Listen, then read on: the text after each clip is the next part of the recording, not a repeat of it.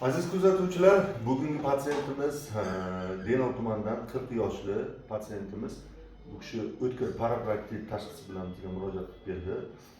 Kechalari juda kuchli og'riq bezovta qilgani uchun, o'tira olmasligi sababli, isitmasi ko'tarilib, varaj qilganligi sababli biz tekshiruvlardan o'tkazib, o'tkir parapraktik bilan hozir lazerli operatsiyaga oldik. Lazerli operatsiyamiz tugagandan keyin sizga natijamizni ko'rsatamiz. Yaxshimisiz?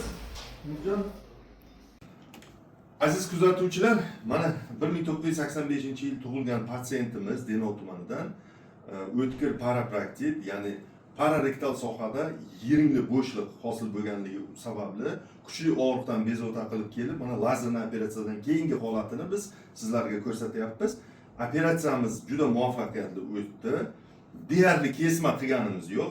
Yiringli bo'shliq to'liq tozalab tashlanib, lazer bilan ishlov berildi, lazer bilan obработка qilinib, hozir mana bemorimiz bemalol turib, o'zi yuradi, o'zi xohlagan joyiga borishi mumkin. Lekin Denov tumanidan bo'lganligi sababli 3 kun biz olib qolishga qaror qildik. Hozir o'zidan yuzlanamiz. Qanday bo'ldi operatsiya sizda? Yaxshi, og'riqlar yo'q. Qoldi. Nimadan oldin, operatsiyadan oldin qanaqa Chidab bo'lmaganlar. kuchli azob chekdingiz? Chidab bo'lmaydi, chidab bo'lmaydi. Hozir yaxshi, ha? 100% yaxshi. Yaxshi.